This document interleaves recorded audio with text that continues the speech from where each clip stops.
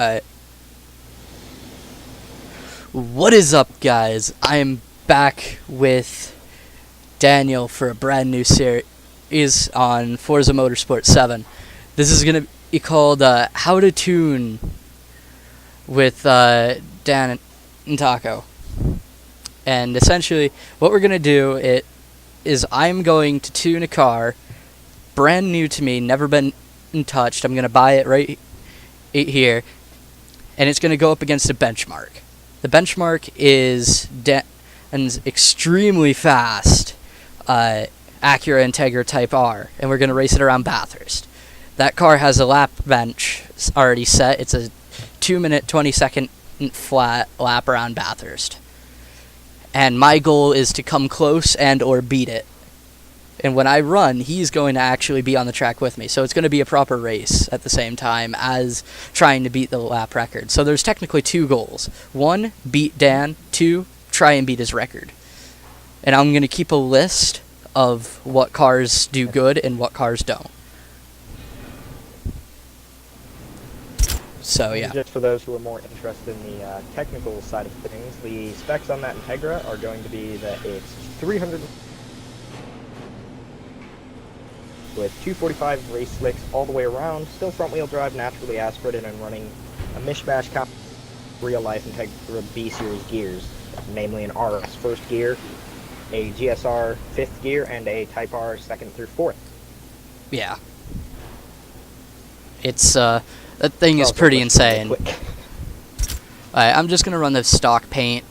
Also, guys, be aware that every time I run this, I'm going to be running the exact same settings for my wheel, because I'm running this on a Logitech G920 with the 6-speed on a Wheelstand Pro V2.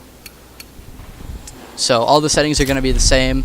It's going to be, I think it's like 650 degrees of wheel rotation lock to lock at 100% force feedback, and manual with clutch.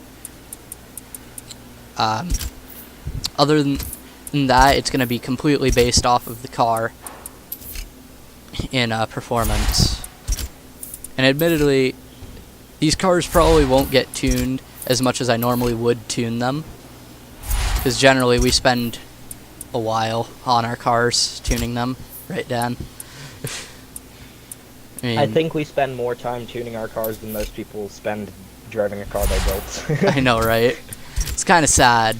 But, here, I think I'm going to set a set of 17s on the Rebel, because they don't look bad.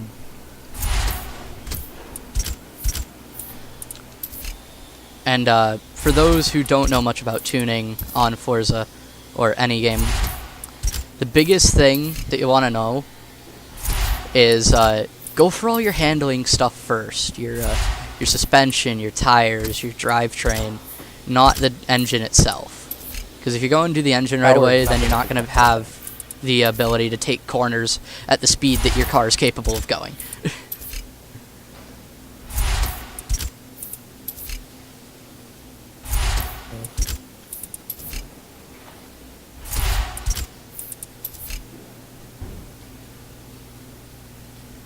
Ah, crap. There we go. Another important thing is to not overhandle, because if you're going to build an A-class all-wheel drive car, you can run race slick, but you don't need them. Yeah, it is a bit overkill with race slicks sometimes. Like, generally you can run sport tires, maybe even street tires, depending. The only time I'd say that A-class, no exceptions, run race tires is front-wheel drive, without a doubt. Oh god, yeah.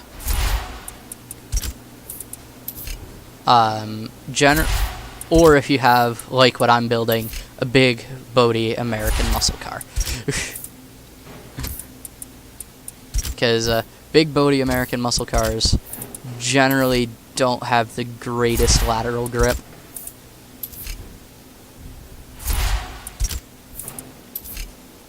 I actually don't remember what I put in here. Do I have an exhaust? No. I have a... I think I might have maxed out this engine. Yeah, I maxed out the stock engine, so I'm going to go and throw a little bit more power at it with a supercharger. Nope. Okay, it's going to be A696, because if I throw any more power at it with like a supercharger, it's not happy. So, Dan, while I'm doing a bit of tuning, do you mind rolling off some specs for like power and stuff? Sure. Specs for power meeting. You can tell we're not professionals. Yeah, because, like, let's see here. I've got on this car, as the viewers just saw, 506 horsepower. And I'm running it with a 5-speed. And that's actually the basis of my tuning. I don't edit that much on it anymore, just because the more you edit it, generally, if you don't know what you're doing, the more you screw it up. So, like, basic camber adjustments, basic gearing adjustments, anti-roll bars are tunable as you go. You got your springs. I generally stiffen them a little bit, depending on the vehicle. But if they're too stiff, it's generally not a good thing. I'm actually going to stiffen these up a bit more, though. Damping I don't generally touch. Or the brakes, as I've realized in this game. You don't really need to touch the brakes, because I've already got my tuning done. And an important thing to remember when tuning, and this is going to sound really hypocritical coming from a 9-time Honda owner, is that power isn't as important as torque when you're tuning. Because if you have 500 horsepower and 300 pound-feet of torque, you're going to want to tune differently from someone who's alternatively got 500 horsepower, a lower revving engine, and 700 pound-feet of torque. Your gearing's going to be able to... Like, your gearing's going to have to be shorter to counteract your lack of torque, even if you've got more power, allowing you a similar top velocity. Mm-hmm. Torque is, in basic terms, what causes acceleration. Horsepower is just torque times RPM divided by 5,252. Yeah.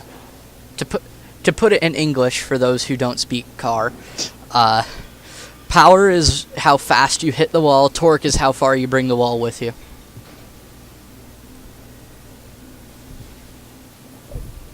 Think that's about right, Dan? Hence why diesel. Yeah, hence why a diesel with 200 horsepower and 400 or 500 pound-feet of torque. Yeah, it's got less horsepower than a Subaru BRZ, but it can pull a tree out of the ground. Uh-huh. So let's see here. With this AMC, because it's an AMC, the kings of getting really good outputs for their engines, I have 506 naturally aspirated horsepower and 543 foot-pounds of torque. The car is weighing in at 2,989 pounds and actually has a really good weight distribution of 53% to the front. And it's like, for those who don't know why weight distribution is so important, it actually helps so much when it comes to like your rear end breaking out mid-corner and stuff. Like, it just... So the better the closer your weight distribution to a 50-50 weight distribution is generally the better.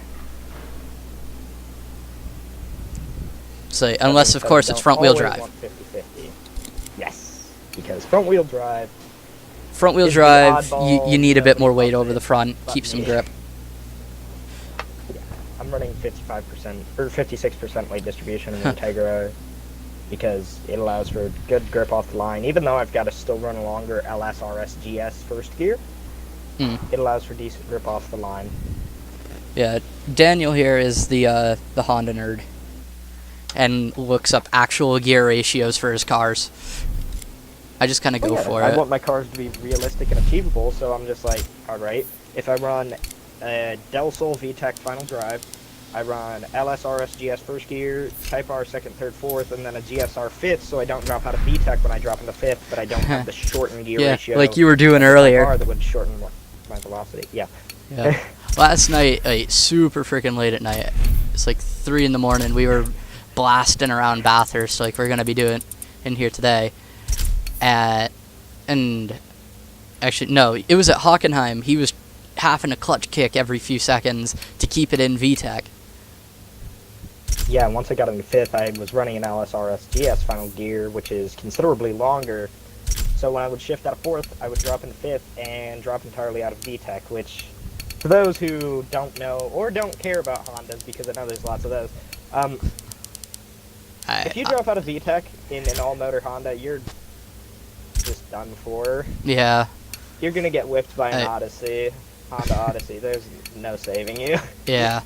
But pretty much these are the settings that I'm gonna be running for every single one of these videos. The main two things that are important are the force feedback scale and the wheel rotation scale, and those are not changing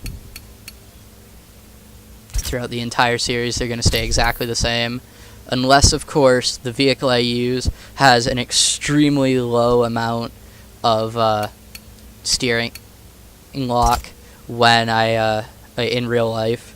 Because if the car has an extremely low amount of steering lock and you have a lot of steering lock on your wheel settings, it's not fun.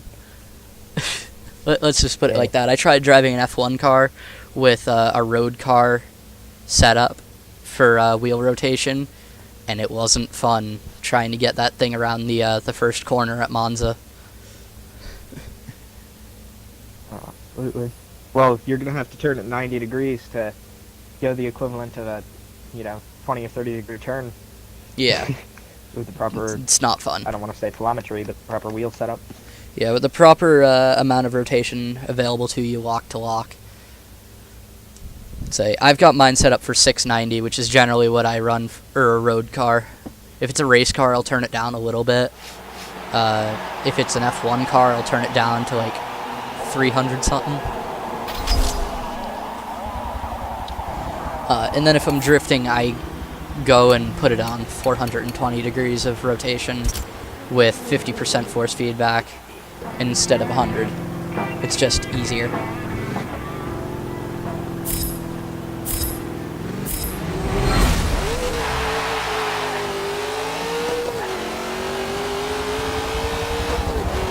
Alright, let's see here.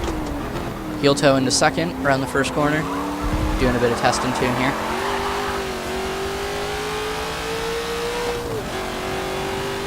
And I do believe after a certain amount of episodes, what could be done is a specialty episode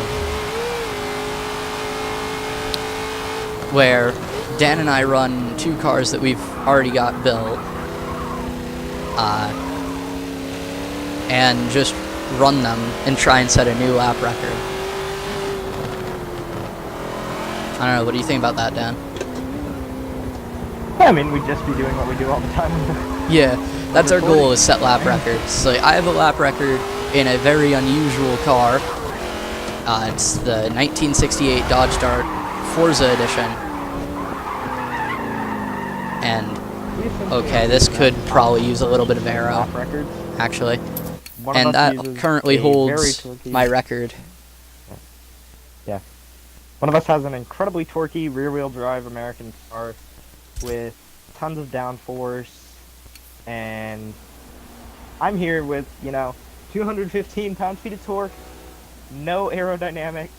I'm still running the stock OEM wing on a front-wheel drive. Yeah. And, yeah. But that thing is blisteringly fast. Yeah. Alright, so I'm actually going to go and throw some aero on this Rebel. V8 versus naturally aspirated 1.8 liter. Yeah. Alright, so I just went and threw some aero on here. And I'm going to leave the stock hood, because I actually like the stock Rebel hood. But with aero on here, I am going to go and put that on full aerodynamics, which will reduce my overall top speed, but that isn't as important as cornering speed. But if you have good cornering speed, you can make up any time that you lose from not having as high a top speed in the straights. Especially on this track. I didn't actually make it to it in what I was just doing. But if you've ever watched anyone play on this track or drive here, it is there's an extreme downhill section not too far from where I started spinning. And let's just say that is a fun section. Both literally and sarcastically. If you are in a high horsepower, not very well tuned car made to go fly down that straight, by all means, it is your worst nightmare. However, if you're in something like an Integra or a track toy, you basically feel like you're driving a go-kart through there, so it's pretty interesting. Yeah. Let's see here. That was the first hairpin. Run it up to the next one. Let off the gas a little bit, and on the brakes, heel toe to second.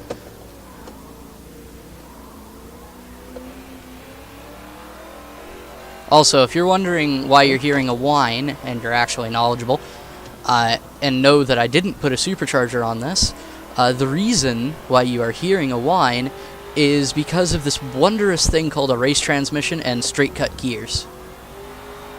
Yes, straight cut gears, for those who are interested in the actual specs of it, aren't necessarily lighter than regular gears that are used in race cars, more because they don't create axial load, which would have to... They provide faster changes, if I remember correctly, yes? Slightly faster, yes, but that being said, the main reason to run straight cut gears is because you don't get axial load, which would cause you to have to run extra bracing on the chassis, which would increase weight and thus decrease power to weight ratio. It's going to be incredibly loud, but who cares? You're in a race car. You're going to be smiling. Exactly. Now, I run racing transmissions in every car that I run on here generally, unless the gear ratios of the stock transmission are very good and the shift times are already very fast. So, and would you look at that? It's the resident Kentuckian. Kentuckian? Is that even a word? Buck says he joins and yells boogie, boogie, boogie, let's go racing. I know, right? If he connects. If he connects, yeah. Oh, he's not connected? Yeah. Alright, opening lap isn't bad in this car. Hello. What are we doing? Hello, Joseph. We are actually in the middle of making a video, of which you are now a part of. Say hello to the wonderful people. Hello, wonderful people.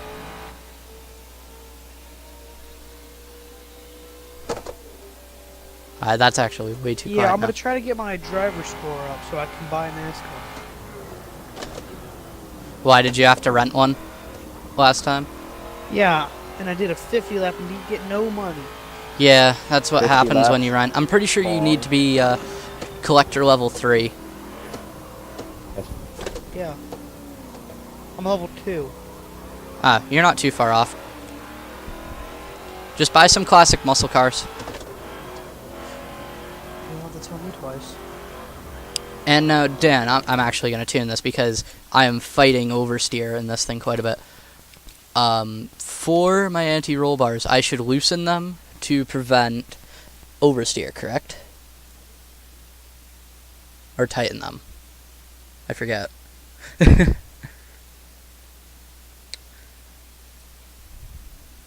Hello, Daniel. Oh, hi. Yeah. I think I'm having so much coffee that my brain is shorting out.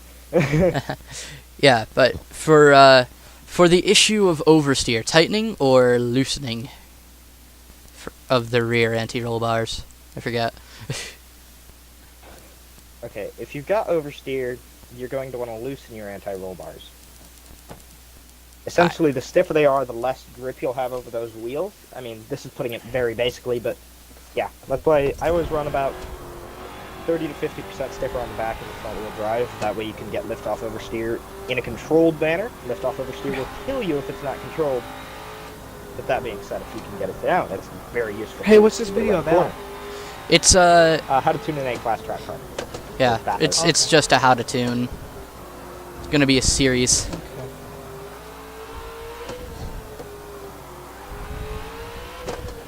So I'm trying to tune a Rebel the Machine for A-class track racing. Oh, okay. Speaking of which, another new series that might come out if Joseph is willing is teaching one to A-class track race. If you're willing to learn, Joseph. I don't know.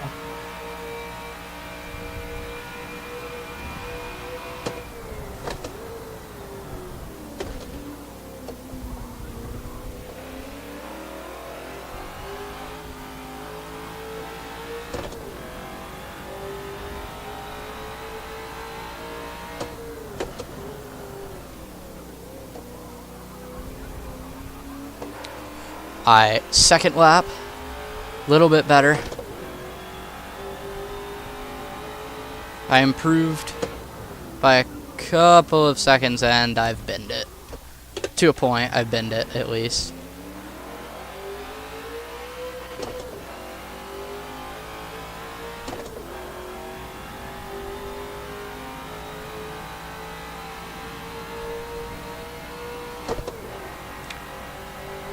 Okay, fourth gear. Going up the front straight. Put it in third, get around the hairpin. Take a bit more speed than it seems you should because of the racing line, which, yes, I run, but I only use it for occasional reference. Up that hairpin. A little bit of oversteer.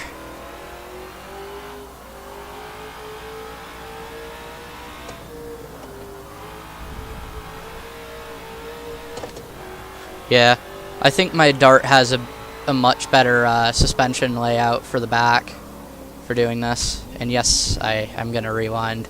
I don't care. I don't want to have to restart this lap.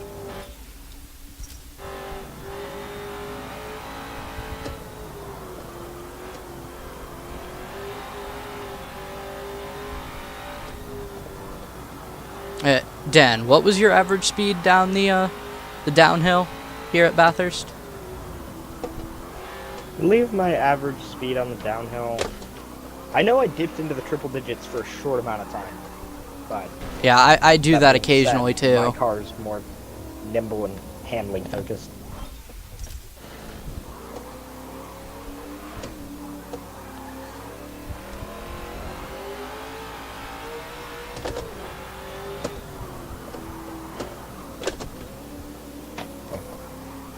We probably ought to like fill this with just like idle chit chat, just so the people watching aren't like, okay, I'm gonna watch. Yeah.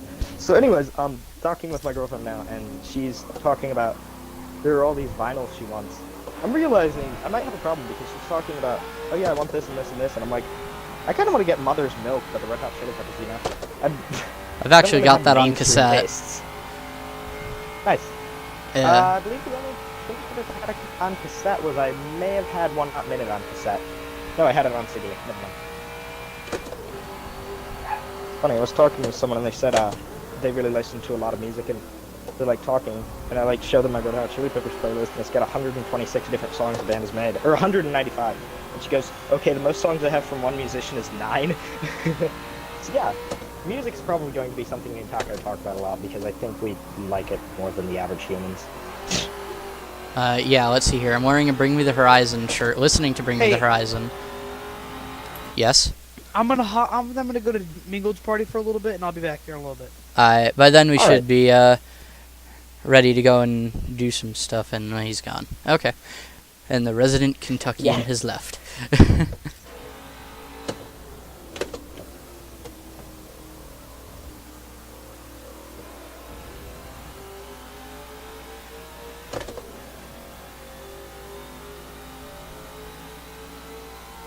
Okay.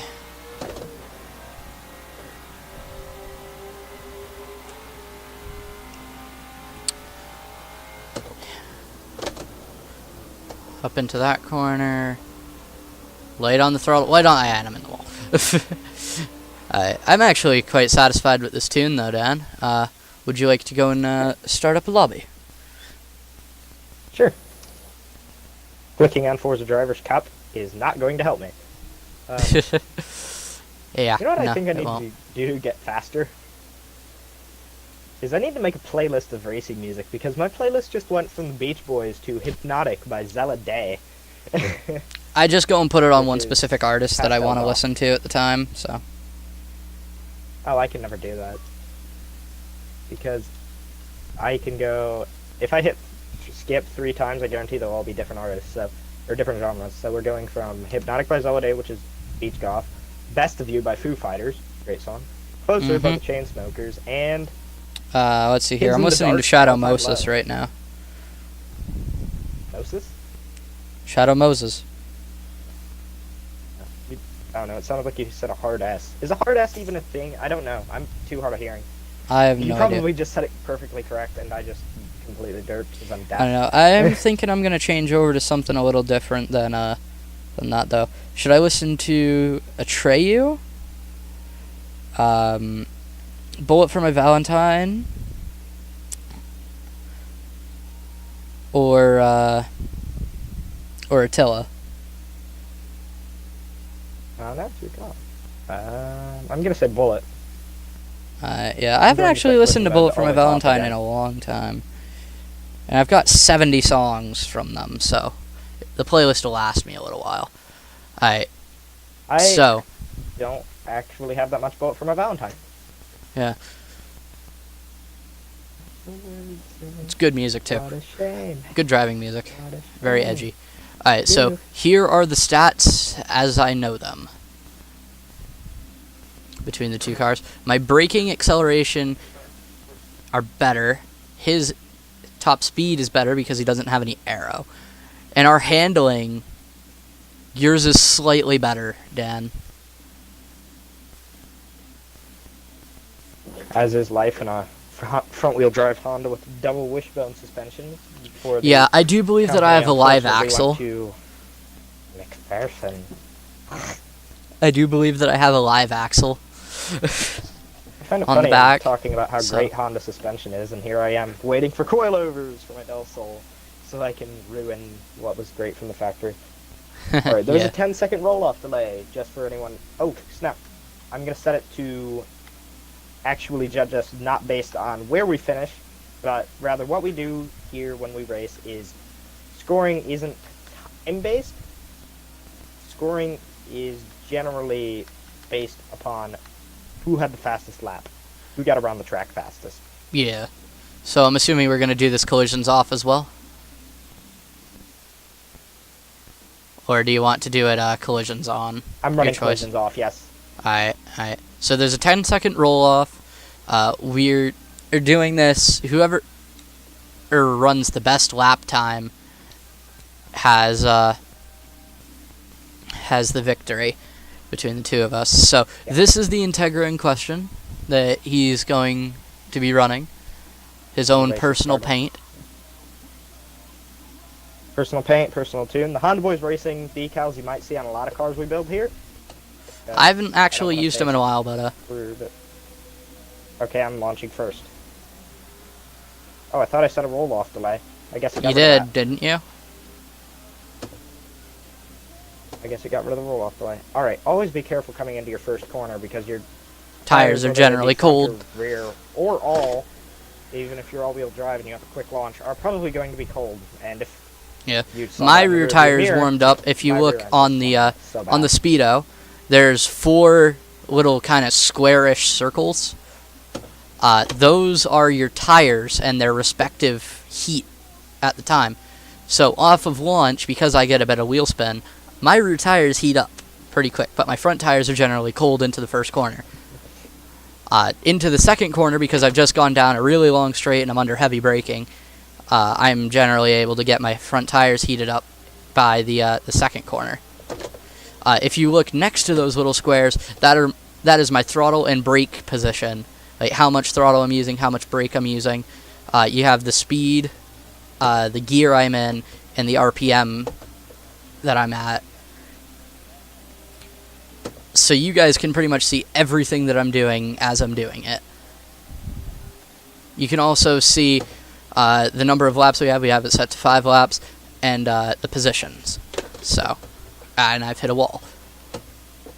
It was opening lap. Opening lap is generally not so good.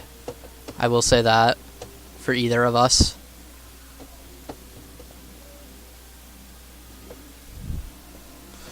Okay.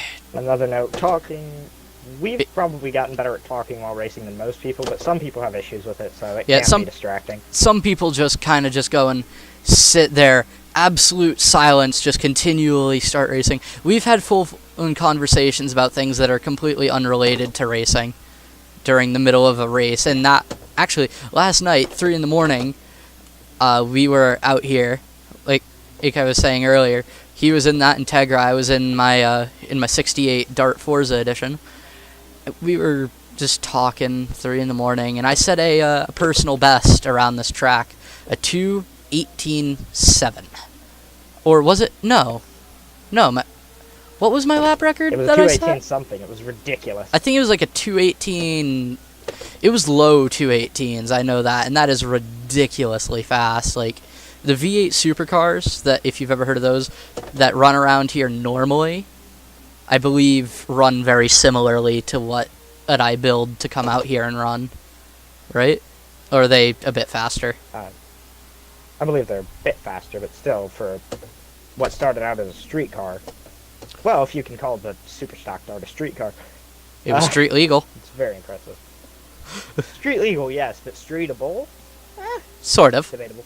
Well, let's see here. It had was the demon of its day. It had dumps that came out right below the driver's seat, so. And if you're wondering what dumps are, it's a form of exhaust. Yeah. No wall. Thank you. Yeah. People, exhaust all the way. Hey, we want to go fast, okay? So, therefore, the exhaust dumps just about, I think it may be a bit behind the driver. Oh yeah, because of the fumes, but stock, because it's less restrictive. Yeah.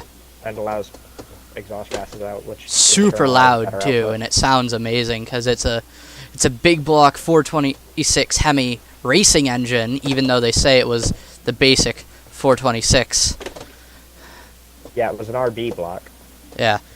So if you ever see one on, for say, Forza and drive one, and you wonder why it revs out so high for a late 60s big block V8, that's why. It's actually it's a very highly built racing V8 rather than the stock 426 that would have come in your RT Challenger or Charger. Yeah. Oh crap, I just money shifted second. A lot of times, if that's not your thing, sorry, but we tend to fill it with facts, like even just random unimportant things. Fun fact, things like this. Taco, do you know what the difference is between a 440 HP and a 440 HP 2? No, I do what not. Your block is marked with. If you have a 440 big block and it's marked with HP, that means, or HO, not HP, my bad. That's high output. And then if it has nothing after it, it was built by the first shift. If it has a 2 after it was built by the second shift, and that's for insurance purposes. If it breaks or they know who to blame. It with parts for warranty, they know it was the second shift that caused the issue when they were putting it together. Yeah, I never knew that. So I'm honestly still learning many things from Dan because he is probably a little too knowledgeable sometimes. Let's be honest. Debatable. Just a little bit.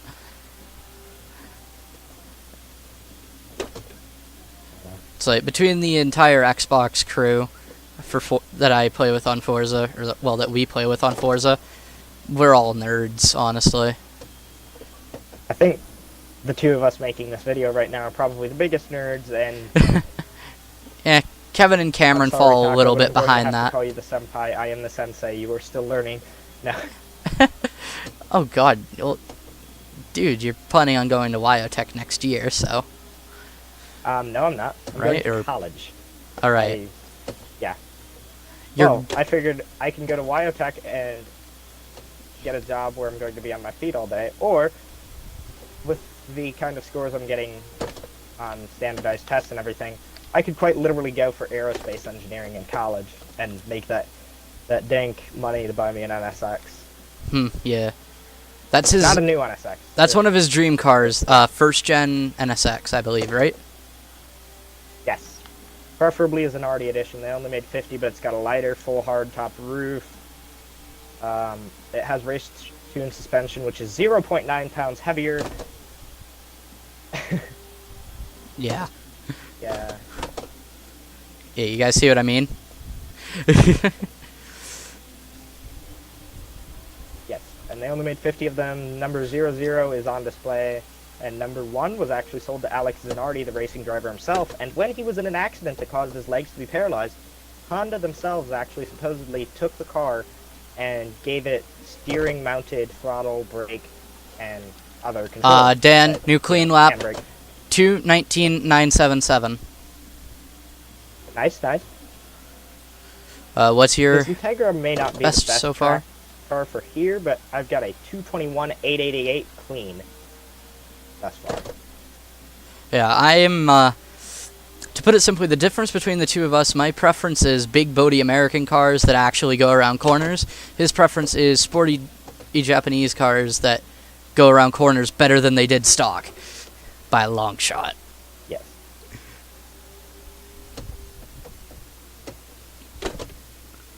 So, let's see here. I've built 4 different Dodges, a Coronet Super B, a Coronet W023, a Challenger, and a Dart Hemi Superstock. I've built 5 Mopars, so if you include all the Dodges that I just named, plus a Plymouth Hemi Cuda, I've built 5 Mopars. Actually, technically, wasn't this AMC part of Mopar? Yes, AMC was swallowed. Oh, in this Mopar, lap isn't I going wanna well. say I just late had the rear 70s. end let go in the downhill. Alright, so technically I've made 6 Mopars total in this game for A-class track racing around here. I also have a tiny little Honda S800 that tries to kill me every single time I drive it. Both of us have one. Oh, you sorry sold about yours. Yes. Right, I forgot. He sold his. But we both tuned ours on the same day, and they try and kill us a little bit. Yeah. We have a lot of really bad ideas, like, oh hey, so I know that we should probably use something realistic here, but why don't we just boost this little tiny Honda that came with a literal motorcycle engine and see what happens? And yeah, 60s Honda suspension? No, not good. Yeah. Let's see here. Back on Motorsport 6, because we did this on Motorsport 6 as well, blasting around Bathurst whenever we felt like it.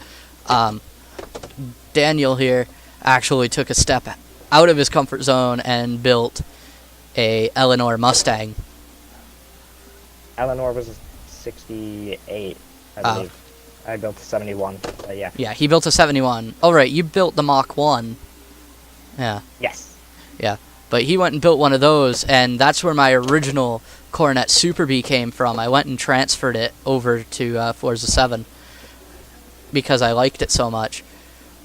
But that's where the original Coronet it came from, and we both ran big American cars around the Mount Panorama Bathurst circuit, and it was so much fun. I think we spent like 4 hours doing that. Just about. It's like between tuning and racing, because we took the cars a few different places. We took them here to Bathurst, we took them to Watkins Glen, and where else did we take them? Because we took them to 3 different places. Didn't we take them to Lime Rock? Yes, I believe so. Yeah, Lime Rock was interesting in 2 big American cars. I will say that.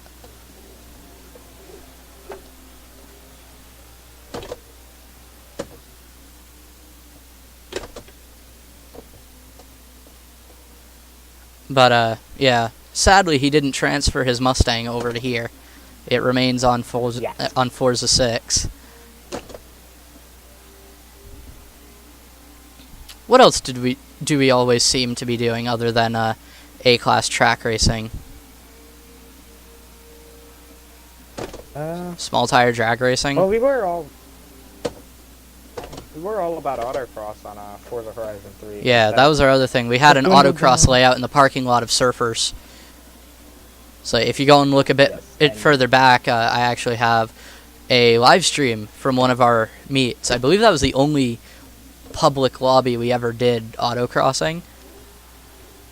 I also believe it was the one where I set the record, like all-time track record.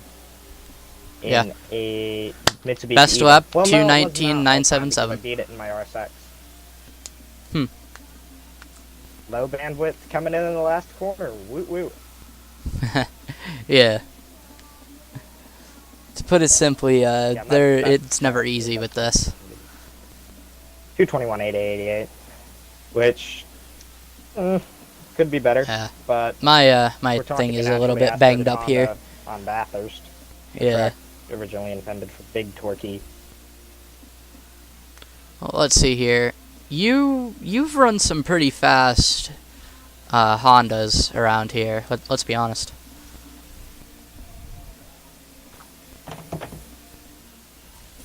Leveled up. Sweet. I believe that my AMC just paid for itself in one race. But this Honda's paid for itself a dozen times over. Yeah. Yeah. As has my Dodge Dart. That thing I got for free. And I've made some 400,000 credits with it. Thing is so much fun to drive. But I think that's gonna do it for today. So if you guys want to get the tune, I'm gonna be posting it. I'll actually post it right here if I can. No, I won't. I'll go and post it, and I'll just call it A-Class S Rebel, and you guys can download it. But I think that'll be all for today, guys. We will see you in the next episode. Goodbye.